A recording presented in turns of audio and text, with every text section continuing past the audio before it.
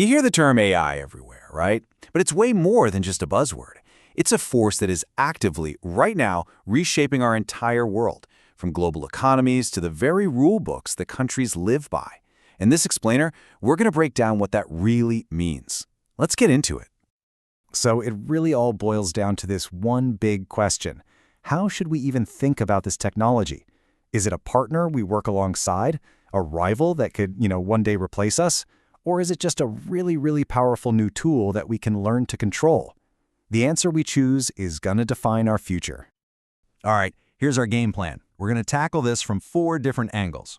We'll start with the hard economic numbers in the US, then zoom into a new and pretty powerful geopolitical alliance. After that, we'll do a deep dive into how one major democracy is trying to write its own rulebook, and then we'll wrap up by looking at what it all means for the future of how we govern ourselves. First up, the AI economy. There's so much hype out there, but what's actually happening on the ground? Let's peel back the curtain and look at some real data from the United States. So, what's the reality behind all that AI hype? Well, get this. This number tells a pretty surprising story. Despite all the headlines and chatter, only about 5% of businesses in the US are actually using AI to produce goods and services. It just goes to show you that major hurdles, things like super high costs and not enough skilled people, are very real. We are still in the very early days of this whole transformation. Okay, so for anyone in the workforce, it really comes down to this tension between 2 big ideas, substitution and complementation.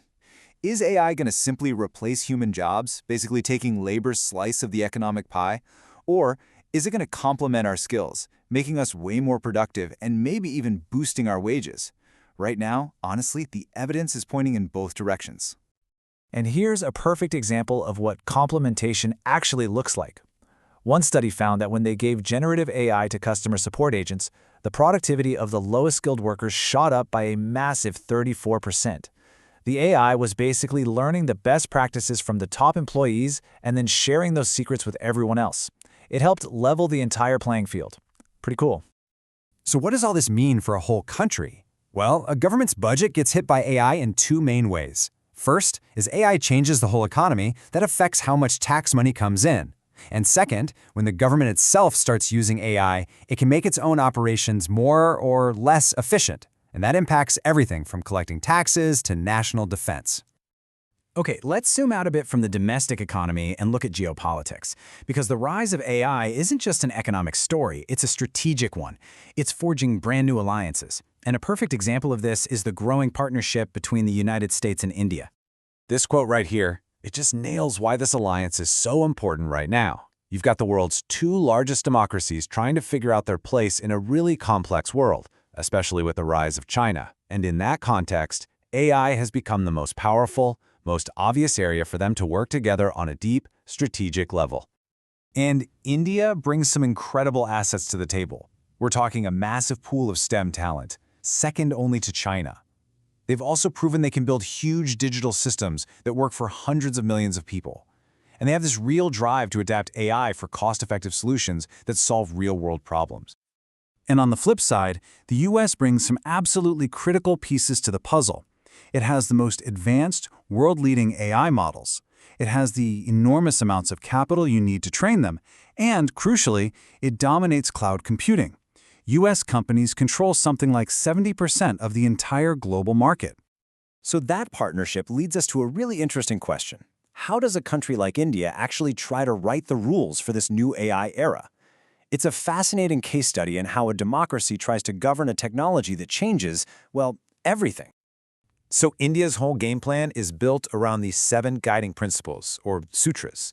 They cover all the things you'd expect, like trust, fairness, and safety. But I want you to look at that last one, innovation over restraint.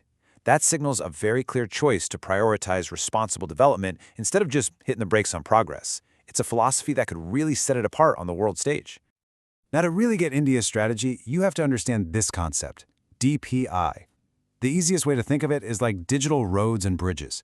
It's a set of open, shared systems for things like digital ID and payments that both the government and private companies can build services on top of. It's a really powerful alternative to China's more state-controlled digital Silk Road. And the impact is just staggering. I mean, this is in theory. Using its DPI, India made it possible for people to open 560 million new bank accounts. This drastically cut down on corruption because the government could send benefits directly to people. That's digital infrastructure changing lives on a scale that's almost hard to comprehend. But, and this is a huge but, there's a massive challenge. To power a real AI ecosystem, you need an insane amount of computing power. We're talking about those specialized chips called GPUs. They're the engines that do the trillions of calculations needed to train big AI models. Right now, India has about 38,000 of them. To put that in perspective, a single company like OpenAI expects to have over 1 million. Closing that gap is the #1 hurdle for India's AI dream. So let's tie all of this together. We've seen these huge economic shifts, these new strategic alliances, and these national plans taking shape. So what does the future of AI governance actually look like? Is it possible we're seeing a new model emerge? What's really interesting is that India's plan isn't some rigid, set-in-stone document. They're playing the long game. The whole strategy is phased and designed to be agile. It starts with voluntary steps, then moves to creating standards and changing laws, and finally, it's just a process of constant review. It's literally built to evolve right alongside the technology itself. And that brings us to the final and maybe most important question. Could this balanced approach, this idea that champions innovation while still building guardrails, become a model for the rest of the world, especially for other countries in the global south that want to use AI's power without giving up their democratic values? The jury's still out for sure, but it's a model worth watching very, very closely. So, what do you think? Can India's innovation over restraint model really work on a global scale, or are there better ways to do this? We really want to hear what you think. Drop your thoughts in the comments below, and hey, if you learned something new, be sure to hit like and share. Thanks for joining us.